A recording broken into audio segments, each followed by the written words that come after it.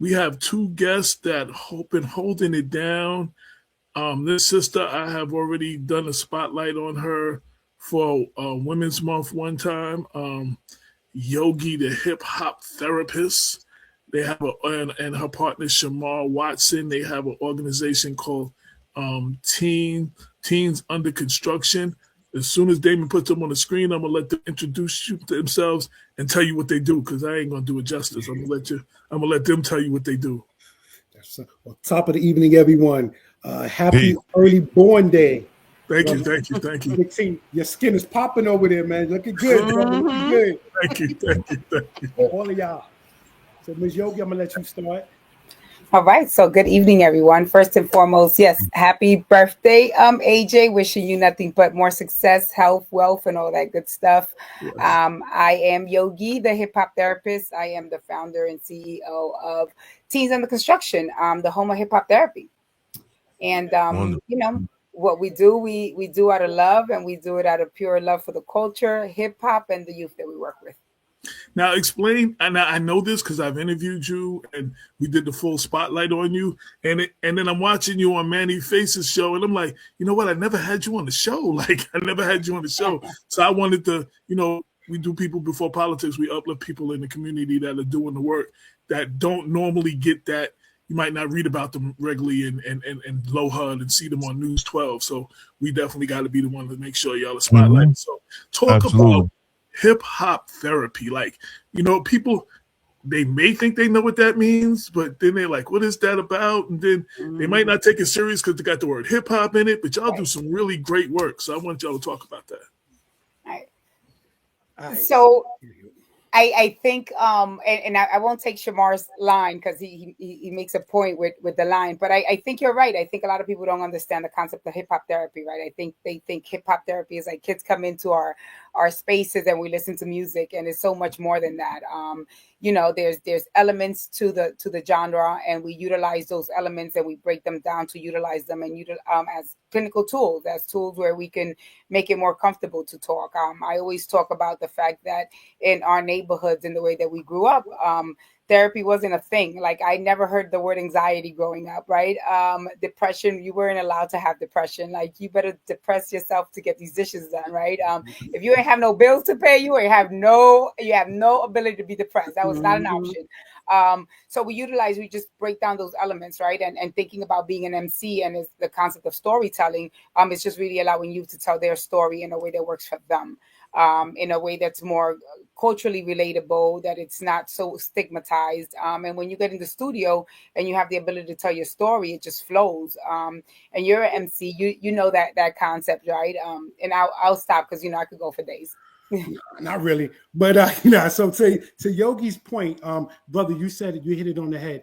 Oftentimes people are hip hop, but they forget the therapy part, right? And what we do is we, as two licensed clinicians, we use the tool of therapy and music together. So hip hop is a conduit to have conversations in a therapeutic space. So hip hop is more than music. It's a culture, it's a style, it's a vibe, it's a swag, it's an energy that you bring. And oftentimes people get uncomfortable with that. So we like to break those stigmas down. And we tell people oftentimes you got to get comfortable with being uncomfortable. So we bring it to where the youth are. We do this work all over the place. We do it with the DOC. We do it in different organizations. And like I said, we break down the 5 elements of hip hop, which is always an interesting debate because you have the older heads. There's only 4, but people often forget that 5th one, which is something we all possess, and that is knowledge. So that's one of the ways in which we bring hip hop to therapy. No doubt. Linus, I know you want to get in here. You got some questions? Comments? So my question is, what does traditional mental health care so often miss in our youth, and then blame them for not engaging? I hope you understand the question. So let me restate it. What does traditional mental health care so often miss in our youth, and why do they then blame them for not engaging? Yogi, I know you're having technical difficulties like with your camera. Yeah, my camera's being funny, but I'll jump in and answer that. So I think what therapy often misses, and you're right, not to be divisive, but I think we have to be in certain way, right? Like when you think about even the DSM, which is the book that diagnosed, that book is written and based on research based on people that don't look like us, right? So when you think about breaking down diagnoses, right? I'm a woman of color, right? And I don't think that my experiences are those similar to a white woman. So when you're diagnosing me, opposed to diagnosing a white woman, our backgrounds are different. Our makeup is different, right? We are all human, but what happens in that therapeutic space requires something different. It requires more of a connectivity, of an understanding, a cultural understanding.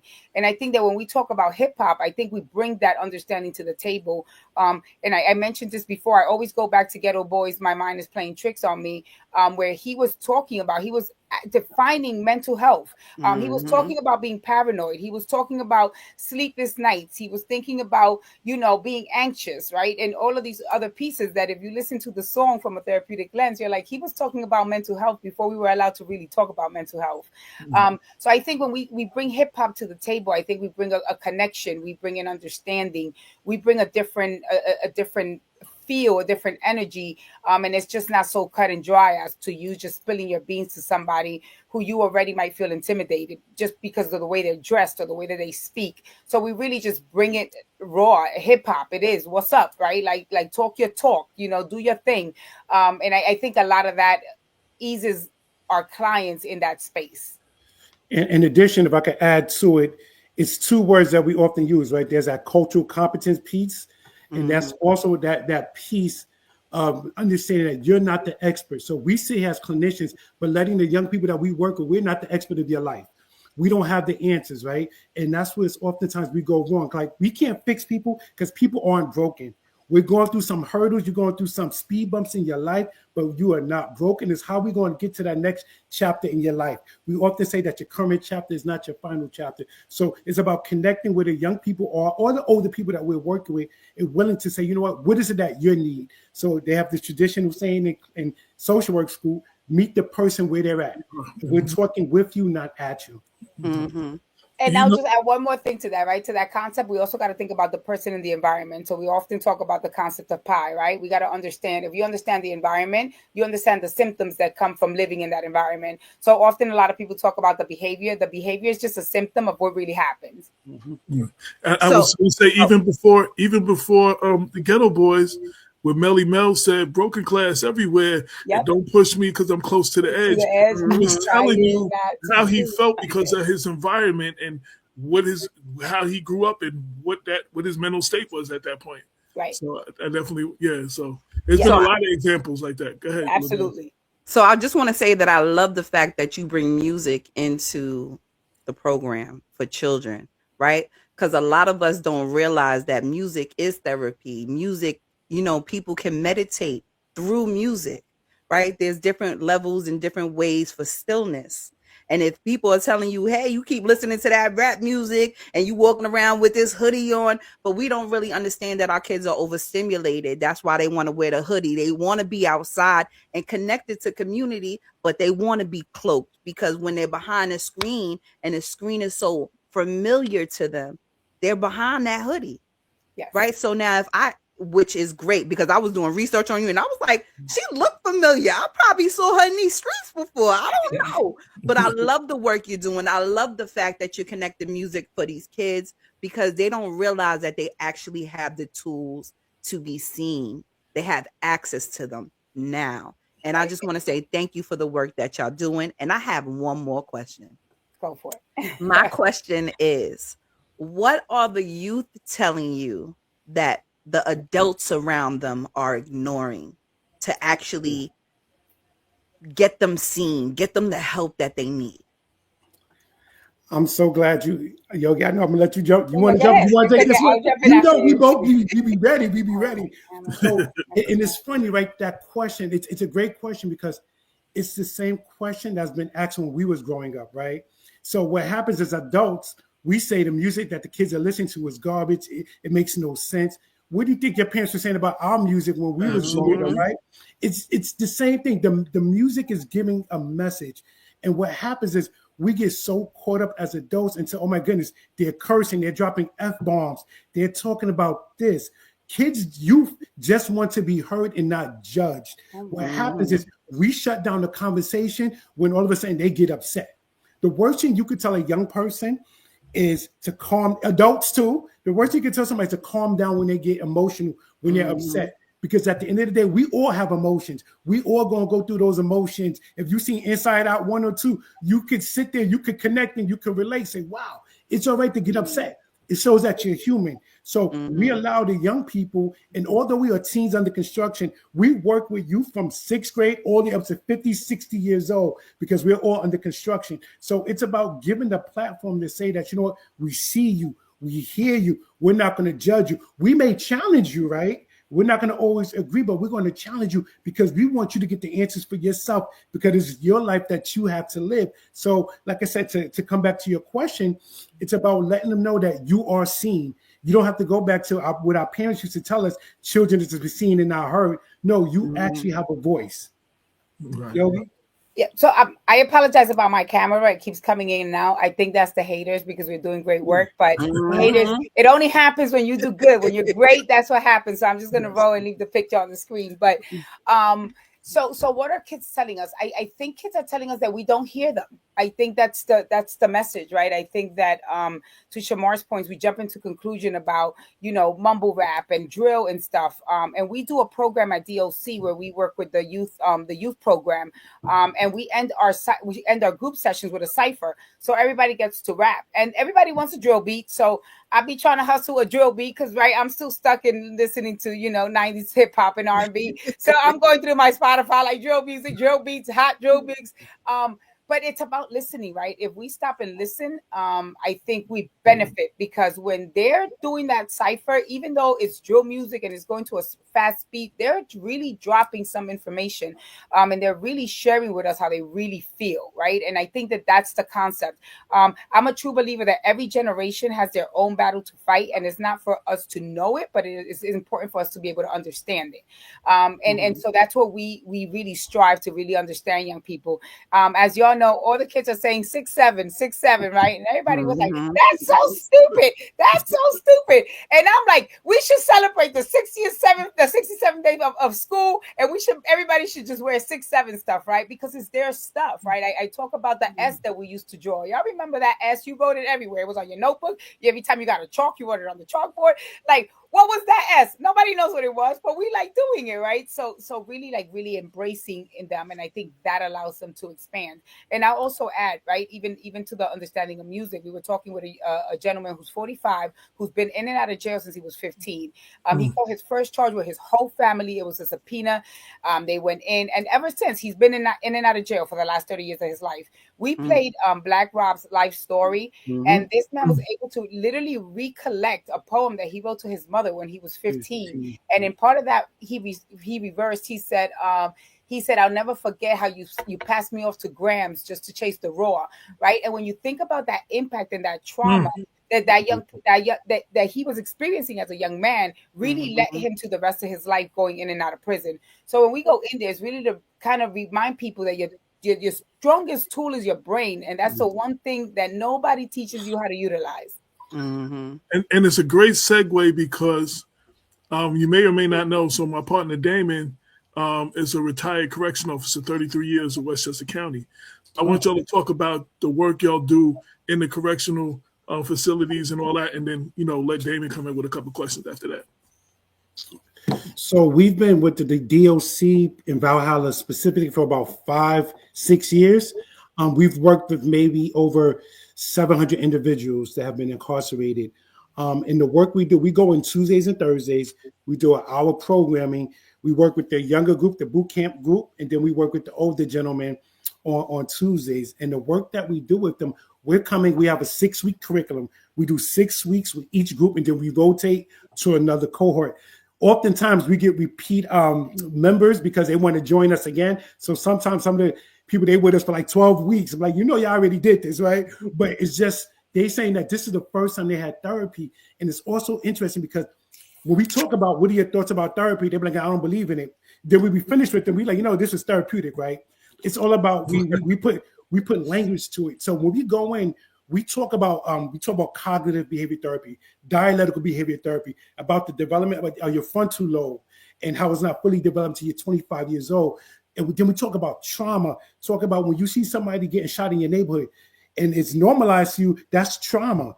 And we talk about the fight and freeze. So these are things that we bring to them. And then we actually end our sessions. Every third session, we do Jeopardy. So we quiz them on all the things that we focus on, and then we give them certificates at the end that speak about the work that we covered with them during the 6 weeks. So therefore, they can have for their lawyer, have for the judge, and then we offer services to them afterwards as well, which I'll let Yogi tell you what kind of stuff we offer after they come home.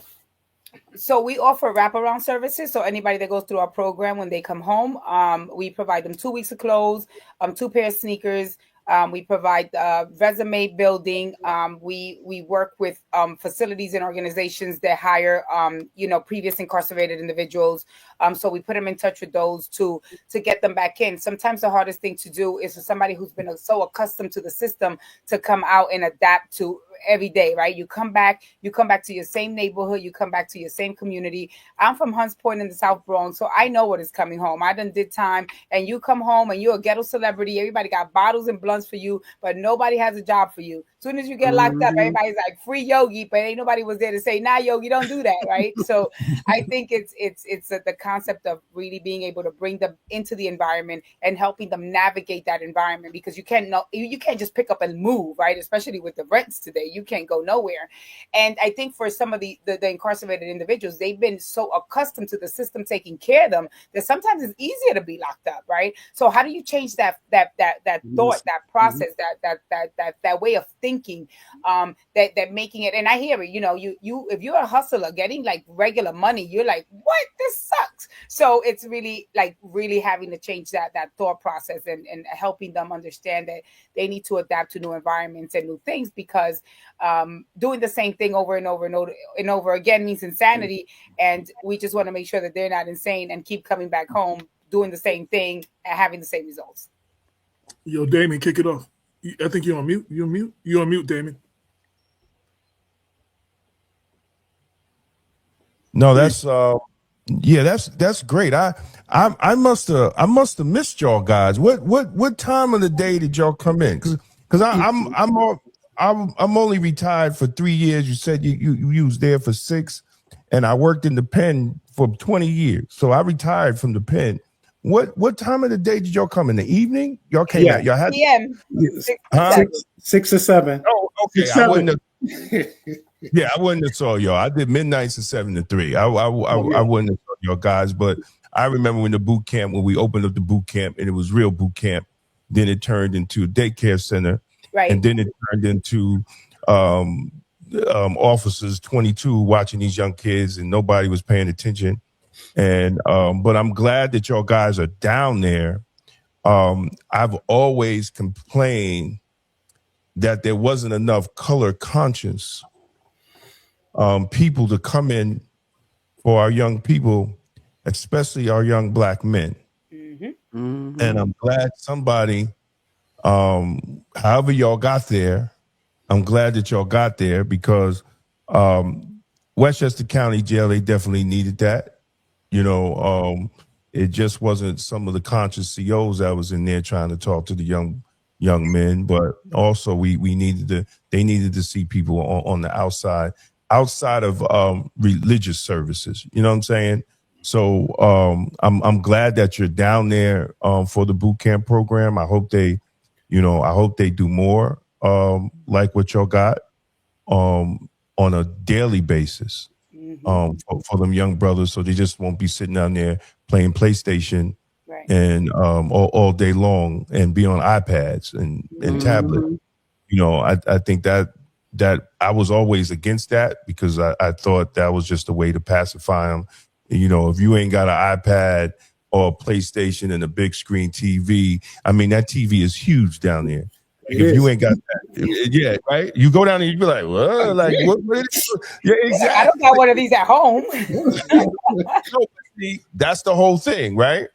You have better accommodations in jail than you have at home. Right. So when these young kids come in, it's better than what they were living at. Comfortable. So don't mind coming there, and I was there when it was boot camp, like real boot camp. We out running, we exercising, we standing at attention. Yes, sir. No, sir. Yes, ma'am. No, ma'am.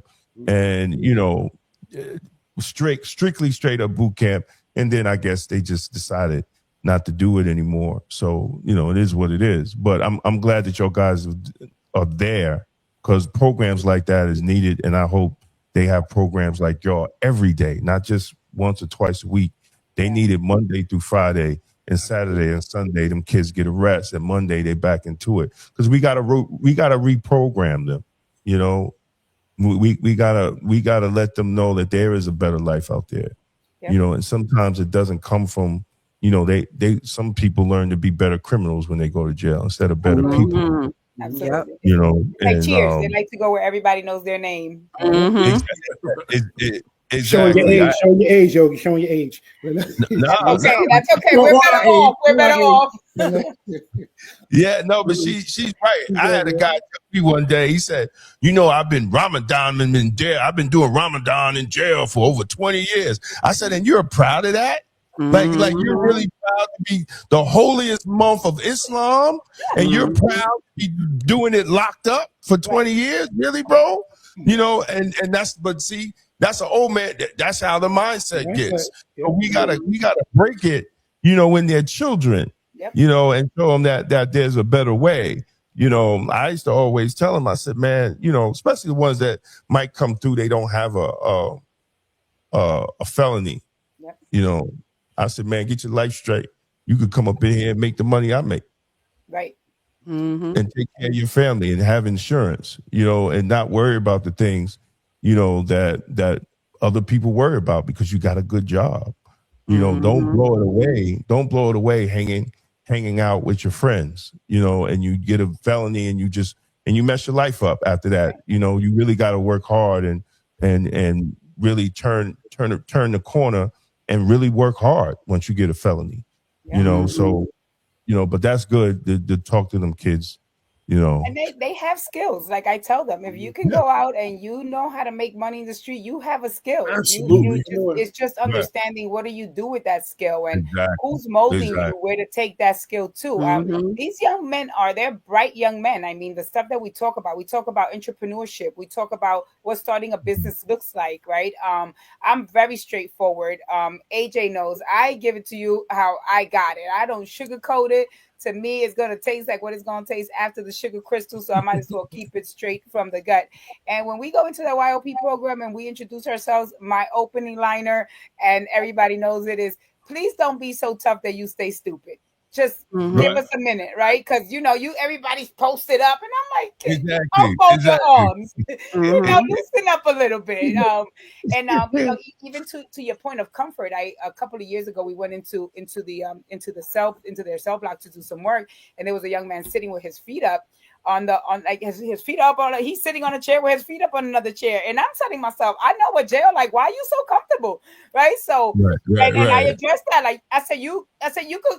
You don't have to do this group. You could do the next group. And he's like, what you mean? I said, well, you comfortable. So I'm going to see you again. So let's give the opportunity for somebody who don't plan on coming back. Exactly.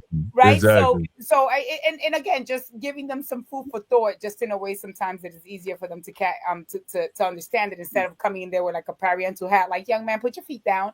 Right.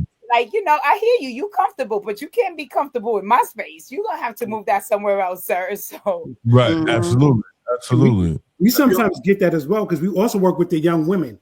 So oftentimes that's a group that's forgotten. So we go in because it's a smaller population, especially in Valhalla. It's probably less than like 10% of the population from when we had started. And their trauma and their stories is just as impactful and just as difficult and challenging. And a lot of it stems from relationships that you already know, from home, from the community, from expectations. And it's like you have mothers in it, just like you have fathers that we work with. In the stories that you hear, like when you hear that one moment someone just made a decision that they can't take back, and now they locked up in that situation. That's it's so important to know your triggers, right? For both our men and our young women as well. Because once you lose it, that Pepsi bottle explode, now you're in that situation where you're facing years in jail. No, absolutely. Sorry, Damon. I used to get, so me and Damon would be out and someone would walk up to him and say that he was the first father figure they ever had. They had to go to jail to find a father figure. And then Damon would tell me these stories where it'd be like the father, the grandfather, and the son all in there together. Like, I'm like generational trauma. Like, I'm just like, it's just amazing. Yeah. But I get blown away when them guys used to be like, yo, you were the only father figure I ever had. And that was in jail. Like, that says a lot about our community that we don't address. So, but I think that speaks to the trauma, right? We don't address trauma. We just sweep it under the rug, right? And that's a real thing. And trauma impacts the way that we think, right? Trauma impacts our ability to make some certain choices, right? So, and I tell everybody, like, don't get it twisted, because I talk with my hands and talk with a slang. I know my stuff. I know how this thing up here works, right? So when I share that out with the young people, I really do it in a manner that they get it and they understand that. And trauma impacts that. It makes the choices that we make. Like a lot of fathers that are absent, when you do their story and you understand their history, you start to understand that. We asked the group a question. We said, what's worse, a toxic mother or absent father, right?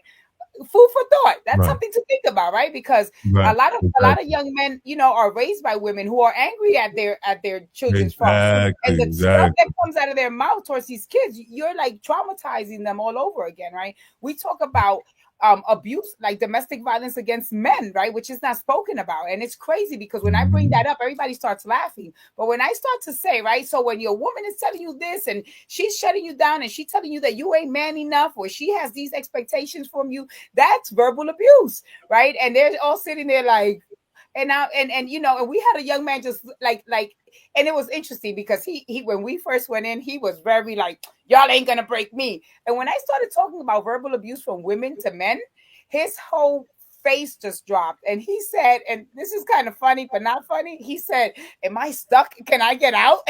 No, you can get out. You can get out. Exactly. He's like 23 years old in like this relationship, right? And he's like, can I get out? And I'm like, you can get out. It's gonna take you some work, but you got to work on yourself in order to make it out of that. Exactly. Exactly. I saw it was so important how we in society treat our young girls. Because when I started in 1990, they put me in the female unit first, and back then it was like almost 200. It was like almost 200. I know y'all ain't even close to that up there now. The population is really, really low now. Yeah. But in my Nation of Islam zealot days, when I was Farrakhan hard, stomping with the bow ties and the suits, I had a program up there. They wouldn't allow me. They wouldn't allow it in the men's facility. So they let me do the females for a while a certain deputy commissioner was working, and I played a tape. It was Minister Farrakhan's suicide and homosexuality. And by the end of the tape, all the girls were crying. And I didn't know how many young girls that was sexually assaulted or sexually abused by a family member, a close friend of the family. And the adults did not believe them. Yep. And how their life took a turn, how their life took, and they ended it up rebelling, trauma, ended up locked up. One girl was in there for murder, and I was like, wow, like we really have to pay attention. We pay attention to our young boys, but how we got to be so protective over our young girls, because just an incident like that and the family not believing them, can change someone's life, and they end up in jail. Yep. And because they're acting out their anger, they're acting out, and they're blaming themselves for putting themselves in this situation. It's crazy. And then they just act out and they end up, and then the mother's like, oh, well, I don't know what happened to my daughter. Then we find out, she was telling you that Uncle was been playing with her for the last 4 years and you didn't believe her. Yeah. Jada Kiss Smoking Gun. Smoking Mm-hmm. Gun. Mm-hmm. Exactly. Smoking Gun talks exactly about that. And whenever we play that song for a group of young women, the reaction that we get, you start to understand who's who just by their body language. Extremely powerful song. Yeah. So, I mean, there's a lot of issues we really got to deal with. You know, they use incarceration as a remedy instead of addressing the social issues in Black communities. And we still got to really have conversations even with our elected officials, because sometimes they fall back to the same program, you know, instead of looking at ways, how do we stop it? So it wasn't, so it won't even get to the jail point, right? You know, that we could stop it in the community, so these young brothers and sisters can turn to brother. I mean, you know, I worked there for 33 years, so it was amazing, you know, to see the effect that our society, all the stuff our society was going through, you know. And you know, one guy was like, "Hey man, they keep putting me in this program. I got 100 and something arrests. I'm not going to get no job. I need a skill." You know what I'm saying? And what can you do? You know, what can you do but hope that he gets out and get some help, you know. And lucky for me, in the community, they knew my mother, you know, the ones that was from White Plains, Greenberg, they knew my mother, so they knew how to go to her and say, "Hey, you know, tell Mr. Jones, you know, I need a job," you know. And like my mother was like my secretary. She'd be like, "Yo, you know, you got these guys coming to me asking for a job." So I said, "Listen, I will leave all the information with my mother, you know, like, here, if they come, just give them the information." You know, it was crazy, you know. My mother understood, you know, she understood. But we just got to do some work. And I'm glad y'all doing what you're doing on the inside and the outside, because we got to help lower that recidivism rate of our young Black men and women and girls now. Yeah. I mean, listen, we also work with the sex trafficked youth at CV and Department of Social Services. And Really? that we have young girls that started getting sex trafficked as early as the age of 12 by their mother. Right. So when you sit and you hear these stories, they're heartbreaking. Right. And even when, you know, to your point about talking to, you know, the community leaders and so on. Right. We're not grant funded. Right. We have contracts with DOC and DSS. So we do a lot of our work. Like our community work is just based off of just us and what we do, right? It's like my husband, Shamar, and myself, and we go out and we put on these free stores. We put on a free store in communities. We've done that for 5-6 years in a row. We pull up at a mall. You guys were there for the Galleria, where we did the Black and Brown Expo during COVID and really exposed, you know, Black and Brown entrepreneurs at the Old Victoria's Secret, the free store where we allowed folks to come in and shop for free. We had pre-box made for homeless gentlemen, where we provided socks, t-shirts, underwears, blankets, and pillows, right? So we're really outside putting on the work. We were seeking, you know, like funding to do like a fashion show / talent show with our youth. And what we get met with is like, well, we don't cover that kind of stuff because it's related to hip hop. Somebody just asked in the comments, do we talk about drugs in the programs and so on? And we do, right? Because drugs have for a long time been our coping skill, right? Smoking a blunt so that you can stop thinking about stuff is we medicate ourselves. A lot of folks talk about Juice WRLD talking about drugs and this and that. A lot of the folks that are talking about drugs is because that's how they're coping. So even when we listen to, you know, the Juice WRLDs of today, right? If we listen to the lyrics, it's important for us to understand why they're choosing to take that drug, and that's to eliminate the thinking. That's to eliminate the pain that they're feeling. And a lot of people don't understand that, right? The heart is probably the most dedicated thing to work with.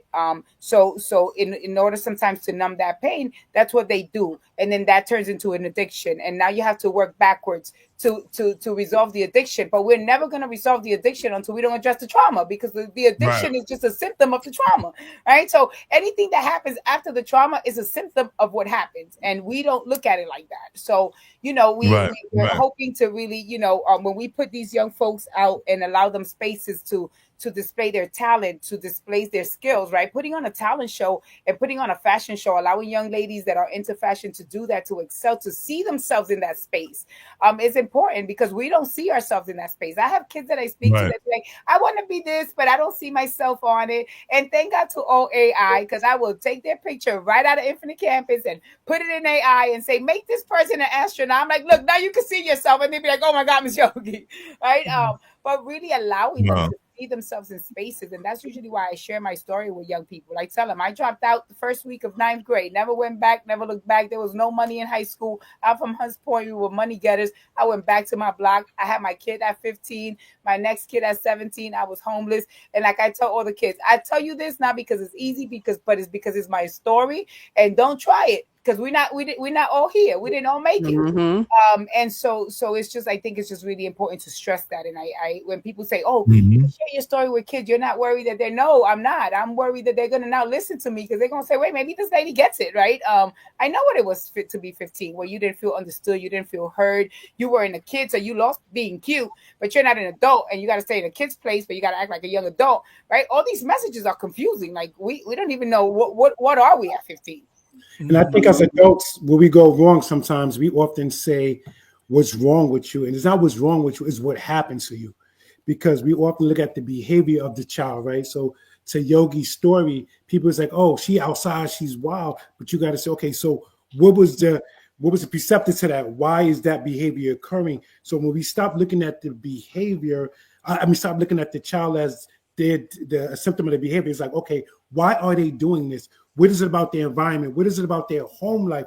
And that's when you really have to start digging. So it's like someone asked in the comments earlier, how do we get back to that, right? How do we get back? And it doesn't start at school.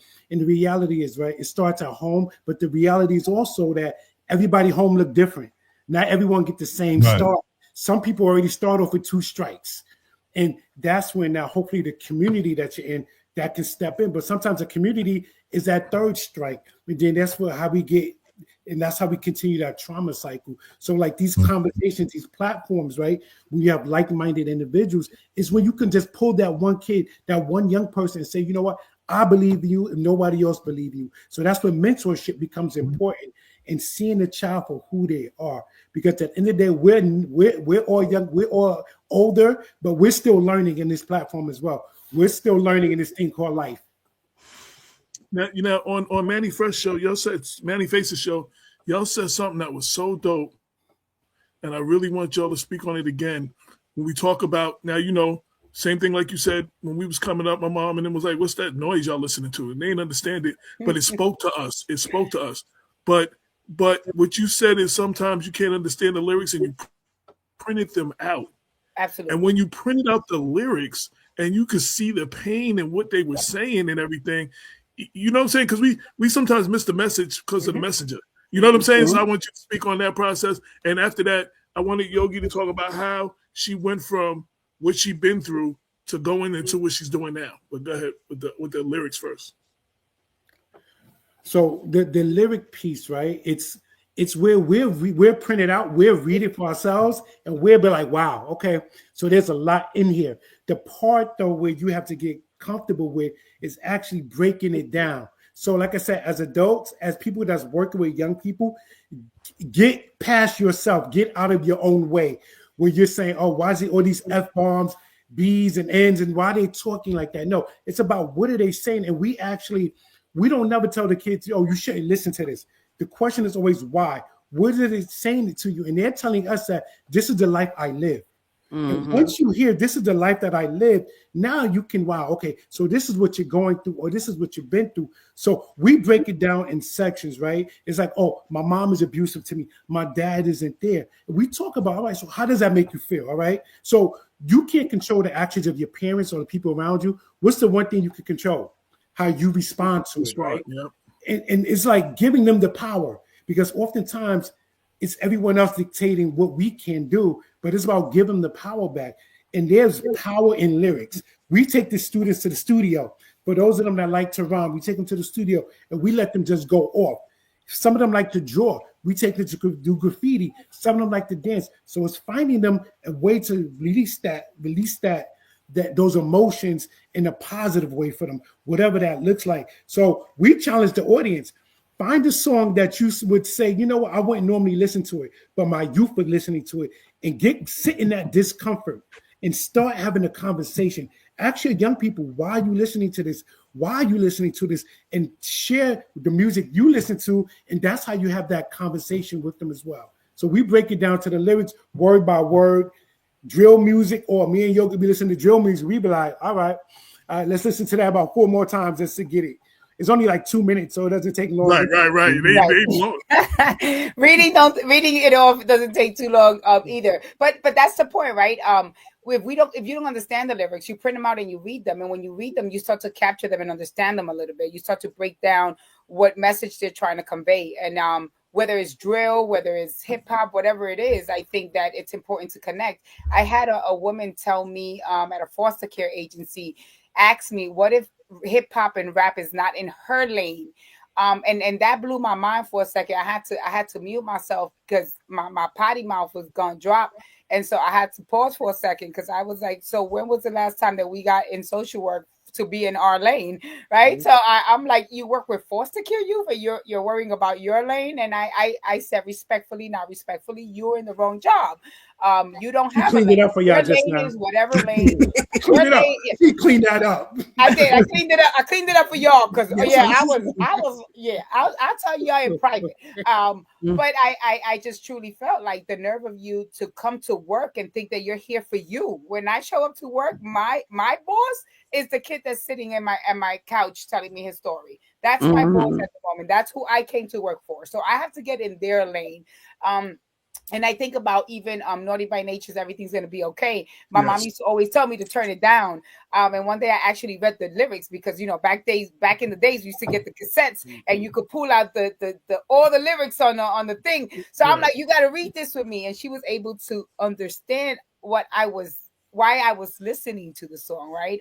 Just everything from him talking about how he couldn't get a haircut, how his mom had to kick him out, right? Like all of those things. And the resilience on that end, right, is that the hook is still, everything's gonna be all right? So there's resilience in our music, right?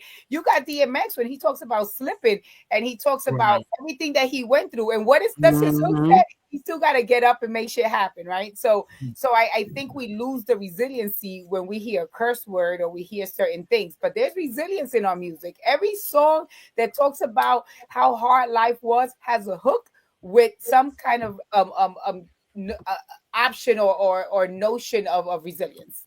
Right. Again, and the last one I wanted to ask was like, I know your story more than you told today because of the interview and our conversation.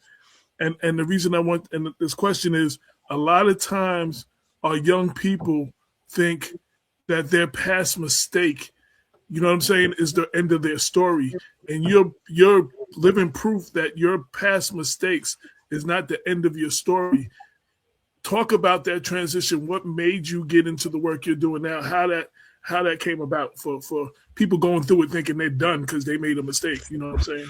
Yeah, listen, you're not done. To Shamar's quote of glory, right? Your current chapter is not your final chapter. I think there's so much truth to that. I think that we often talk, right? And research and data shows that if young people have at least one adult that believes in them, they'll make it, right? And when I was done with the lifestyle, I knew I had to do something different, right?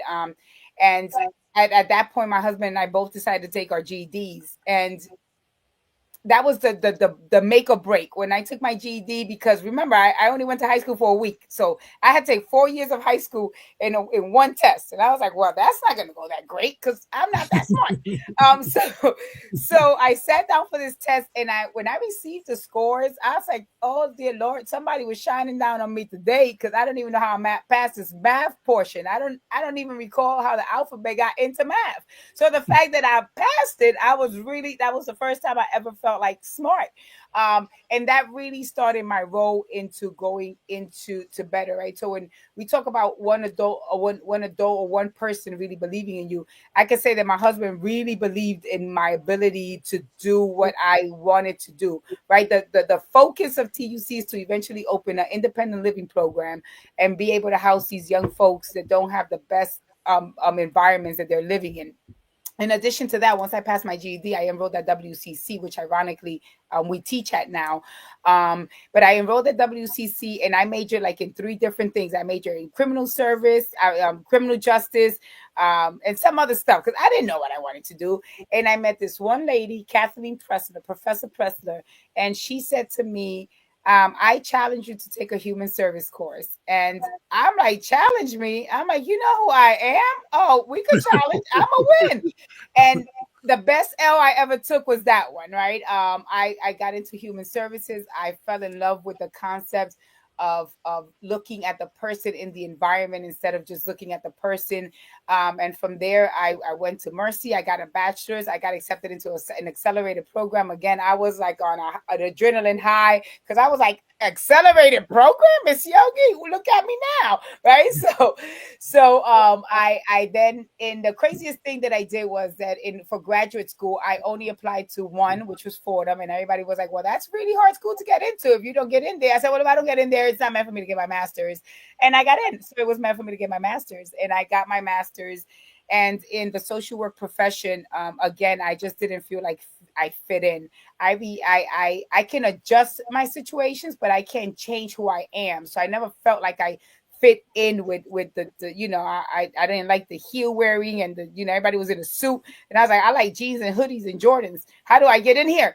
And so when there wasn't a way, I made a way, right? I did a biggie. I kicked in the door, waving the 4. I wasn't waving the 4. Kicking the door, waving the 4. I wasn't waving the 4, but I kicked in the door. So I said, you know what, we're gonna do hip-hop therapy. When I had to sit down in juvenile detention centers and in jail and all that good stuff, that's what I turned to, was music. So I said, I'm gonna take this music stuff and we're gonna run with it. And here we are, like 5-6 years later, promoting hip-hop therapy and being in spaces. We've been able to talk in Utah. We've been able to talk to the National Association of Social Workers, which we'll be doing again in May in New York City. We talked at Harvard. We were Harvard, Mom. They didn't accept us in Harvard, but now we get to bless their stage. Those are details, Yogi. Details. You don't need to know that. You went to Harvard. Right. So it really just opened some doors that I didn't expect, especially when it came to hip hop, because initially when I mentioned bringing hip hop into the therapeutic space, I was met with a lot of, ooh, you're going to turn a lot of people off. And I was a little intimidated by that. And then I realized that the people that get turned off by it don't deserve to be part of it. And so I went ahead and I did it anyway. And here and back to my good old look at me now. Last question is there anything that we didn't ask you that you want to speak about? And one of our listeners was like, tell us how we can support, how can we help? And thank you for all that you were doing. So if for my part, I'll just I'll say I think exposure is helpful. Any donations that come our way, we appreciate. Again, we don't really make money off of what we do. A lot of what we do is on voluntary time. And a lot of the projects that we do are contracts. So that's how we kind of make our living. But we got operations to that we have.